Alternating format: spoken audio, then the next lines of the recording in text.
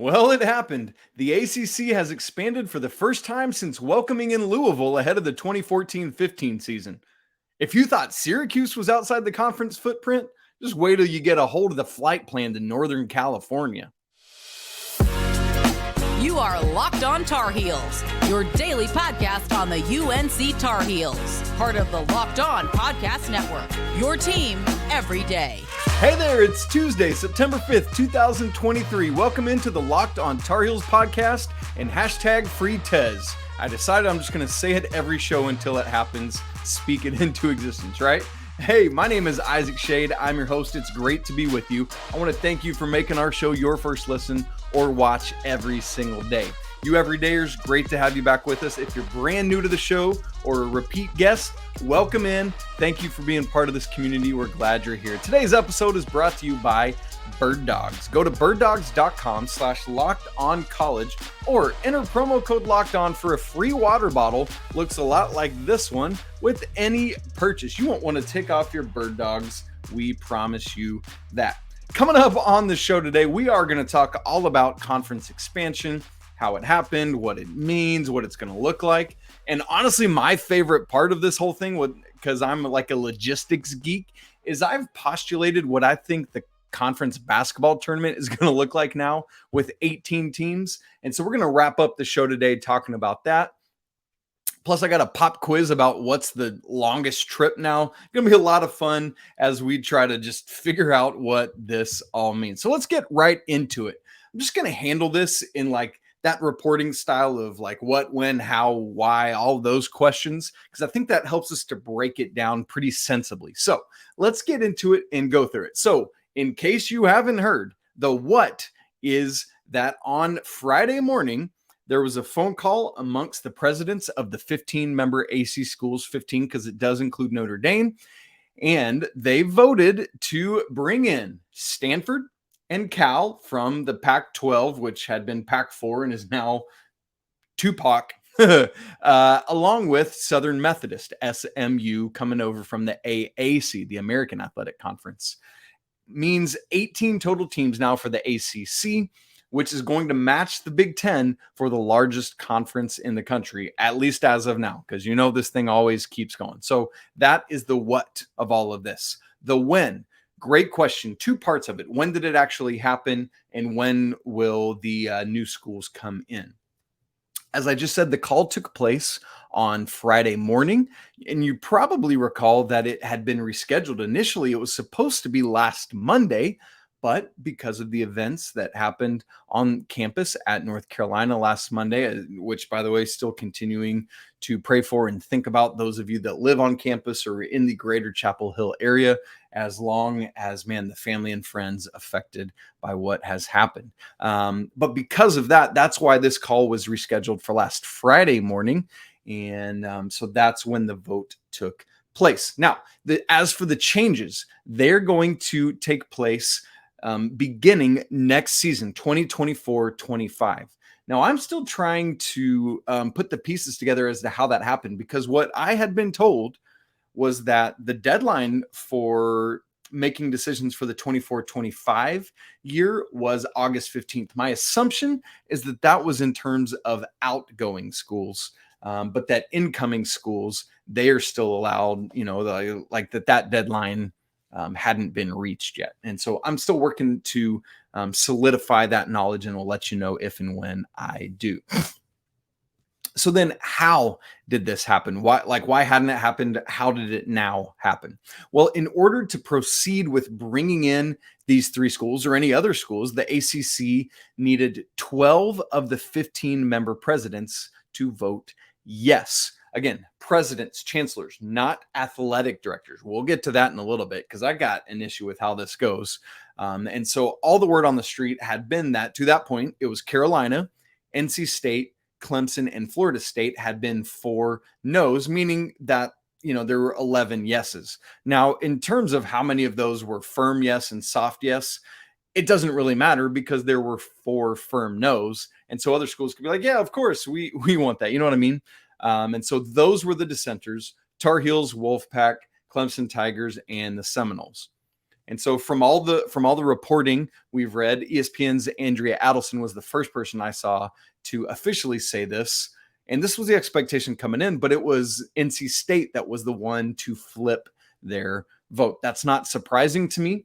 Clemson, Florida State, and the Tar Heels are the three kind of preeminent highest value brands, I should say, in the conference. And NC State has kind of been block voting with Carolina. And at some point, I think they realized, like, hey, maybe we're not going to be able to ride on their coattails forever, and they'll bring us along. And so I think for NC State, it makes sense to kind of flip their vote. I'll say more about why here in just a minute. Now, I didn't talk about this at the end of the last week, but I'll go ahead and do so now.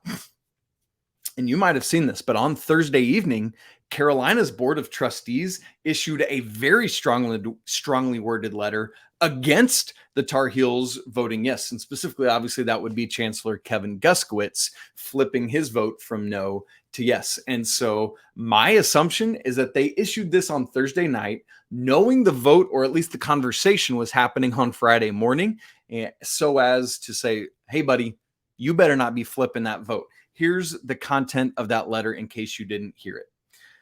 Quote, the strong majority of the University of North Carolina at Chapel Hill's Board of Trustees opposes the proposed expansion of the Atlantic Coast Conference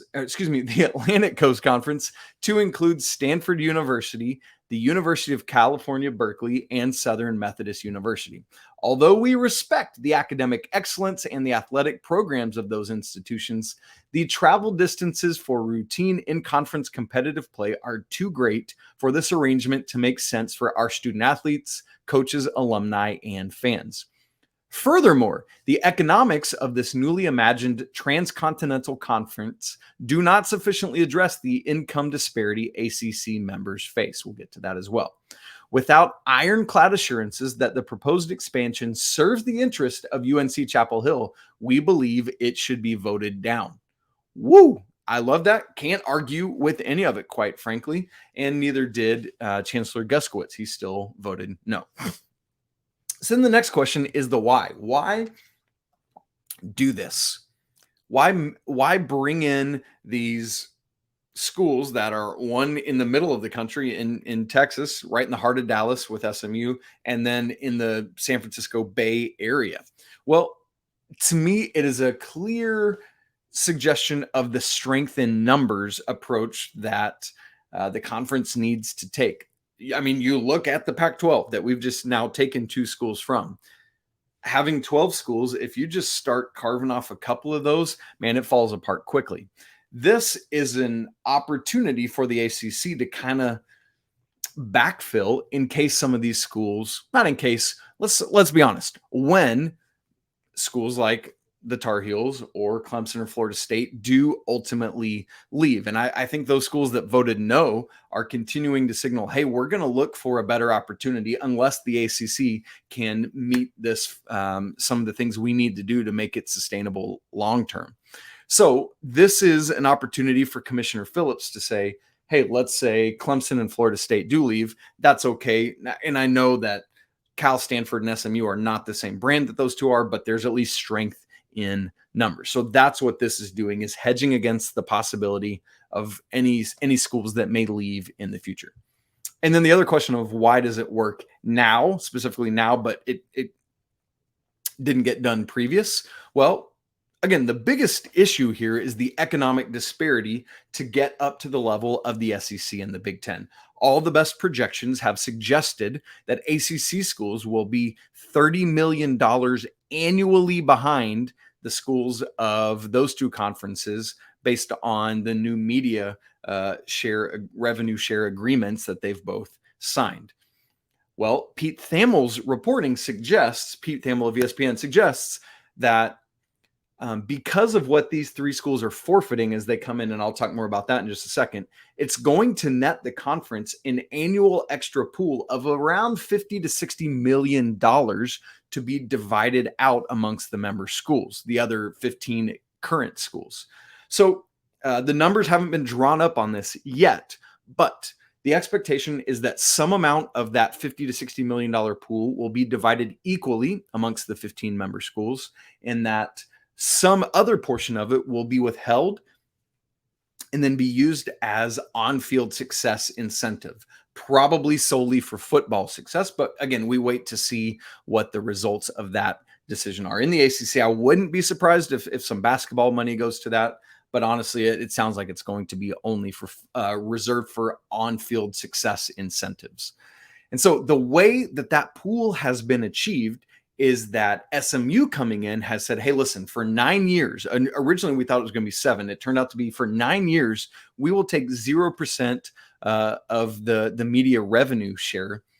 And that money that they would receive is going to go into this big pool. Now, here's the thing for SMU. Number one, there are some other monies that they'll get as a conference member, like from NCAA tournament units or some other smaller things that come in that quite honestly should add up to about what they would have received as part of the AAC anyway. Not to mention, there are deep pockets in the heart of Dallas that can help make up for this over the course of what is essentially the next decade as they try to keep up. And then as they get to a fuller share of media revenue, they'll be in good shape. And for SMU, I mean, it's like, hey, I'm willing to trade that to get up to the power conference level. I can for that. And then as for Stanford and Cal, they're coming in at a 30% share, and it will increase over time as well. But as for Stanford, I mean, we've talked about it. This is the athletic department with the most NCAA championships in Division I history. And as for Cal, it kind of just feels like they're riding in on the coattails of whatever Stanford was going to do, we're going to do. So that's where these three schools are at and how the ACC is able to make up at least some of this economic disparity year after year up to the SEC and Big Ten. Now, what is that number going to be? We don't know yet. Maybe it's 15 of that 30 million, and it's not everything, but it at least helps. Well, one of the biggest hindrances in bringing in these schools is what it's going to mean for the travel. We're going to talk about those numbers, what that looks like, and then a big question I have about why is it the chancellors and presidents and not the athletic directors doing the voting on this thing? We're going to look at all of that here in just a second. But before we get there, I need to tell you that this episode of Locked on Tar Heels is brought to you by Birddogs. It's football season. The temperatures are cooling off, and that's why I'm so glad I just bought some Birddogs pants for the first time. Y'all, they are insanely comfortable. I've been wearing these things all the time. I cannot get over it. So even though you live is still really warm, like it is where I live in Missouri, these pants are also thin enough that they keep me cool. I've been wearing them around Southwest Missouri where it's still in the 90s right now. Yeah, it's atrocious. Also, I don't mind saying it. My wife is like, Schade, I love the way those look on you. So, maybe you're looking to catch somebody's eye just like me. Beyond that, I love that Birddogs use anti-stink sweat-wicking fabric that keeps you cool and dry all day long. Birddogs are functional for any occasion. Check them out. Go to birddogs.com/lockedoncollege or enter promo code lockedoncollege at checkout for a free Birddogs water bottle that looks a lot like this for those of you who are watching. And that'll come with every order. That's birddogs.com/lockedoncollege for a free water bottle at checkout. You're not going to want to take off your Birddogs. We promise you that. Folks, make sure you check out Locked On's brand new football coverage thing called Locked On College Football Kickoff Live. It's coming at you every Friday, 11 a.m. to 1 p.m. Eastern, and it'll air on every Locked On College YouTube page, including our own. College Football Kickoff Live is going to cover everything: playoff implications, conference rivalries, all sorts of analysis from all the Locked On College hosts. So make sure every Friday you check this out, 11 a.m. to 1 p.m. Eastern. College Football Kickoff Live every Friday from 11 a.m. to 1 p.m. right here on the Locked On Tar Heels YouTube page. You're not going to want to miss it. All right, listen, the distance of this thing is just stupidly absurd how far it is. I don't get that side of it. If there were more West Coast teams, and maybe there's a West Coast contingent, but it's only these two schools and then SMU in the middle of the country. Honestly, pretty close to where I live. Dallas is about 5 hours away. So my favorite conference realignment game to play is which is further. I actually did a poll on this on Twitter just to see if people wanted to play play along.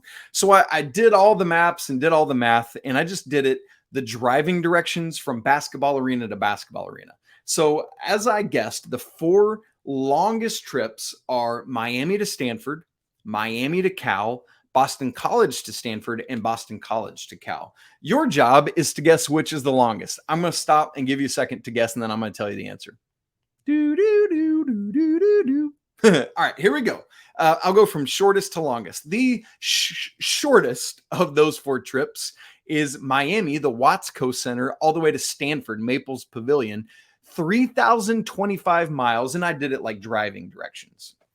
And then the second longest, Miami to Cal, the Haas Pavilion, 3,041 miles. This is just insane. And then the 2 longest, Boston College, the Conti Forum to Cal, 3,088 miles. And the longest, the Conti Forum, Boston College to Maples Pavilion, Stanford, 3,128 miles. Woof. That is so incredibly long. Now, specific to Carolina, here are those 3 trips and how long they are. SMU, like for all 3 schools, here's how long they are. The Moody Coliseum, from the Smith Center to Moody Coliseum, 1,166 miles. That's long enough as it is, but is less than half of the other 2 trips. From the Smith Center to the Haas Pavilion, where Cal plays, 2,846 miles. But the longest trip Carolina will have to take, getting Harrison Ingram back home to Stanford, which is funny because he's actually from Dallas, SMU. That is funny. I hadn't thought about that before. But Dean Smith Center to the Maples Pavilion, 2,887 miles. Y'all, this is ridiculous and clearly does not have student athletes' best interest at heart. Feels like we say that a lot, and it's true. Here's another question I have, by the way, as we're thinking about the process of this. When it comes to the actual voting, it's not the athletic directors. It's the presidents and chancellors, the leaders of these schools. Now, I would get it if it's like, hey, we're forming an academic alignment, but we're not. We're forming an athletics alignment. So for my money's worth, it should be the ADs, the one having these conversations, casting the vote as they think about the best arrangements for their student athletes. That's what they're thinking about day in and day out. The presidents, they're like, ooh, I love how this brings us together with other high-level academic institutions. And I get that. That's their job. But it's kind of the same thing. When Carolina was in trouble for the AFAM stuff, ultimately, they didn't get in trouble because it was not an athletics issue. It was an academics issue. You remember that? That's kind of like the way Carolina got lawyered out of that thing. Same thing, but reversed here. This is not an academics issue. It's an athletics issue. And I do not know that this would have gone through if it was the athletic directors voting on it. I mean, maybe it still does, but I don't know. I'm really curious to see. So that's an issue I had with all of it. So curious to hear more as it all unfolds. Beyond that, because it's Carolina, this is more of a basketball centric show, right? Obviously, it's just what the majority of you are here for, is to talk basketball. Obviously, football's there and all the other phenomenal varsity sports that we have at the University of North Carolina. It's incredible and great. But let's just look at the basketball success in history, or lack thereof, of these 3 schools coming in. Just 2 NCAA championships combined between them. Let me go school by school. Stanford, 1 NCAA championship, and it was back in 1942. They did win a Helms championship in 37, so there's that. 2 total Final Fours, 3 Elite Eights, 5 Sweet 16s. In Stanford's history of the modern NCAA tournament, they've made the second weekend just 5 times. They've won 1 Pac-12 conference tournament, which, to be fair, didn't exist between 91 and 2001, and that's just Pac-12. We're not looking at Pac-10 and before. They have, though, won 13 regular season basketball championships, so there's that. Some notable alum, let's just go to the twins, right? You got the Collins twins, Jerron and Jason, and then the Lopez twins, Brooke and Robin. So, there is some Stanford basketball history, but it ain't a rich tradition, I'll tell you that. Cal, kind of similar. 1 NCAA championship, 1959. 1 runner-up the very next year, 1960. 3 total Final Fours, both of those years, plus 1946. 5 total Elite Eights, 6 Sweet 16. So same thing. They've only made the second weekend of the NCAA tournament twice. 0 Pac-12 conference tournament championships, 15 regular season championships. So very similar to Stanford's history of success. Notable players, one of my favorite point guards of all time, Jason Kidd. Also guys like Kevin Johnson, Sharif Abdur-Rahim. And most prominently right now, obviously, would be Jalen Brown, who's an absolute stud in the NBA.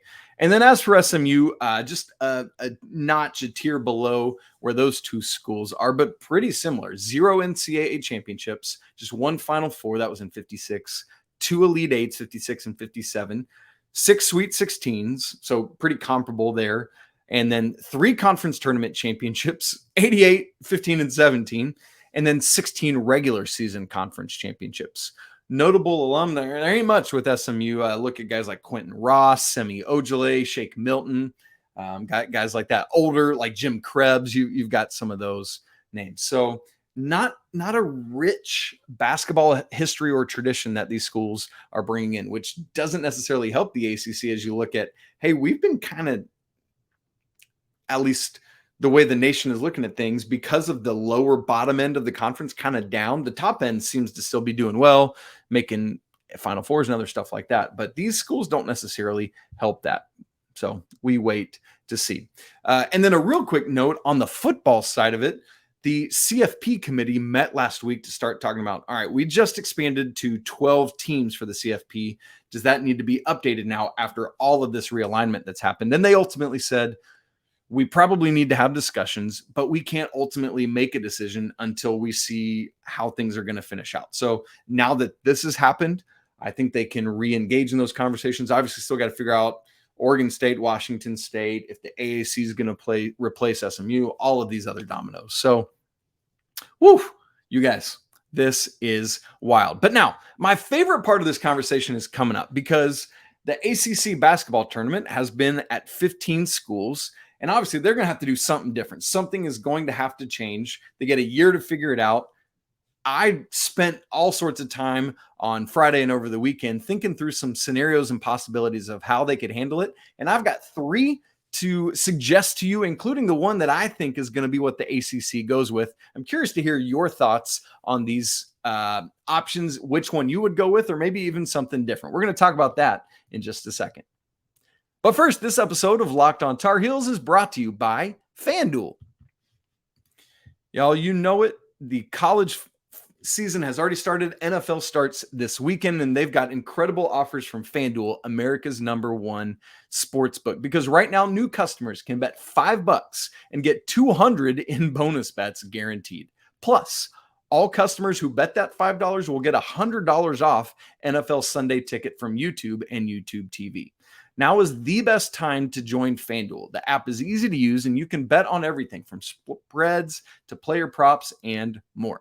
So visit FanDuel.com/lockedon and kick off the NFL season starting Thursday night with an offer you won't want to miss. FanDuel, official partner of the NFL.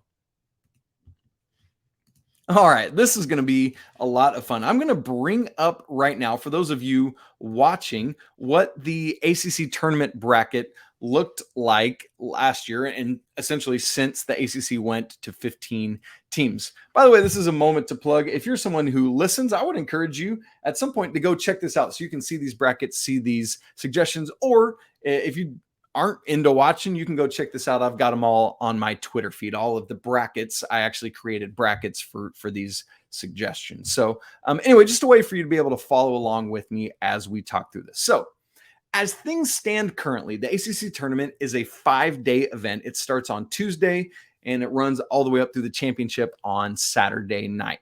The way it goes is teams 10 through 15 play on day 1. So 10, 15, 11, 14, 12, 13. So you got 3 games on day 1. Those games then filter into day 2, where 5 through 9 seeds have a single bye, and then they all play on day 2. Seeds 5, 6, and 7 play the winner of those games from the day before, and then 8 and 9 play each other to then go play the 1 seed on day 3.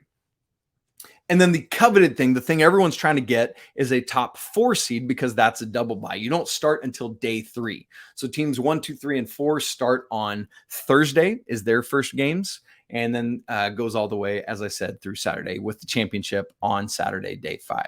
So that's where it's at right now, where it's been and will be again this year, the final year of 15 teams before the expansion to 18. So let me propose to you these 3 potentialities. The first 2 are going to be what I don't think the ACC will go with, but are legitimate suggestions. And then the third one is what I do believe they will go with. So what you see, if you're watching on screen there, is a standard 16-team bracket, right? Like that's the way it filters down, with 2 play-in games that would feature teams 15 through 18. So what this means is that it's still a 5-day event in this scenario. Day 1 would feature teams 15 through 18. So 15 would play 18, 16 would play 17. The winner of 15-18 would play the 2 seed on day 2. The winner of 16-17 would play the 1 seed also on day 2. So what this means then is that on day 2, you would have had a single bye for teams 1 through 14, and then they're all in action on day 2. There are no double byes in this scenario. And so basically starting on day 2, you just run a standard 16-team bracket. That means there's going to be a bunch of games that day, and probably then means you need a second venue to make it happen. Now, I don't see this happening specifically, not necessarily because of the second venue that you would need. I'm good with that. The reason I think is because of competitive advantage / disadvantage. One of the things that I like about the current format is that you get a big advantage for being a top 4 seed. You get to save your legs. And also there's a disadvantage for being a lower seed. 5 through 9 gets an extra day off, and then 10 through 15 has to start right away.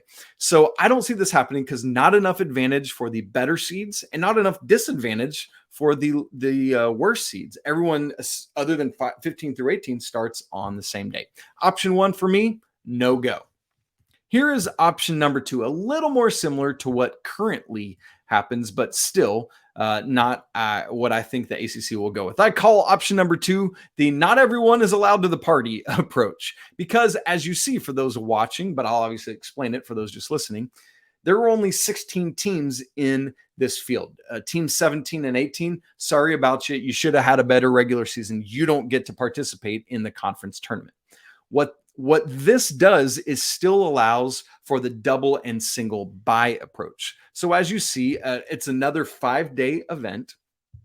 On day 1, you get teams 9 through 16 in action. It makes a ton of sense. You got 4 games that all works in one venue, 9 versus 16, 10 versus 15, and so on and so forth. On day 2, teams 5 through 8 will have had a single bye, and then they're in action against the 4 winners from day 1. And then, so you keep moving on. And then day 3, same thing as it is right now. Teams seeded 1 through 4 have a double bye, and then they get into action on day 3. You've still got that competitive advantage versus disadvantage. I think it works. Day 4 semifinals, day 5 Saturday is the championship. I love this. It's the cleanest looking bracket, but the reason I don't think the ACC will do this is simply because of it not involving every team. Now, I know there are examples of conference tournaments, even within the ACC, that not everyone gets to come to the party. I think soccer is that way, for example. But I think in the basketball tournament, you want to utilize as much venue and as much revenue, as much concession as humanly possible. And so you're going to include all 18 teams if you can. Again, I love the cleanliness of this bracket. I love how it just kind of filters forward, but ultimately, I don't think it's the one that ACC will go with. So let's move on to option 3. This, on the other hand, is the wackiest looking bracket. But that said, it is the one that I think combines the most of everything. All 18 teams are included. It's still a 5-day event. It still includes single and double buys for some of the top seeds. It's fewer single buys, but ultimately everyone's involved. And I think this is what the ACC will go with. So as you look at it, it's double buys for seeds 1 through 4. It's a single bye. Only 2 teams get a single bye, teams 5 and 6. And then that means that teams 7 through 18 are all in action on day 1.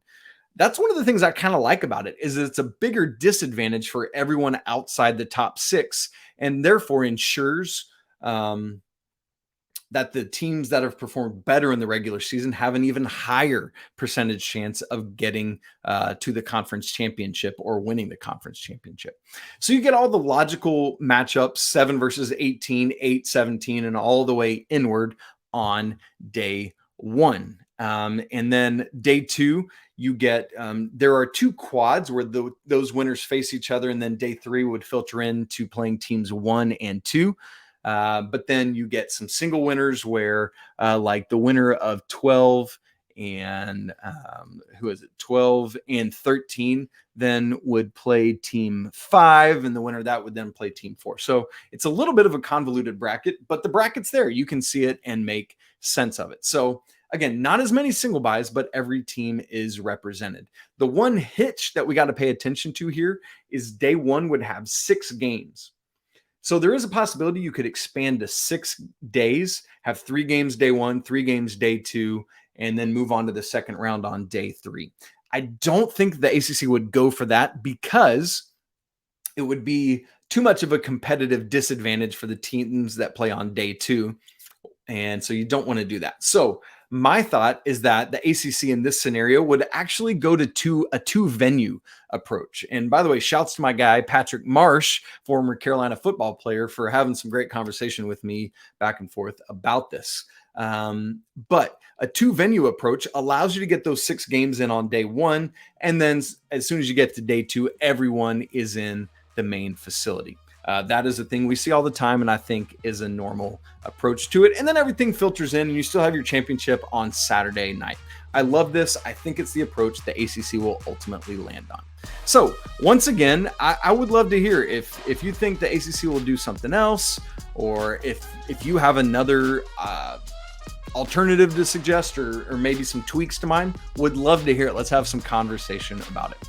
Friends, that's it for today's episode of Locked On Tar Heels. Thanks so much for tuning in. Tomorrow, me and my guy, Coach Pat Kilby, will be here for another roster preview. Make sure you tune in for that. We're going to be talking about transfer Cormac Ryan. You can follow the show on Twitter at Locked On Heels. You can follow me at Isaac Schade. Email the show, lockedontarheels@gmail.com. Don't forget to subscribe on audio and video formats for those of you watching. Smash the like button to let us know you're here. And again, we'd love your comments on the show. It's always a great day to be a Tar Heel. #FreeTez. And until we talk again tomorrow, peace.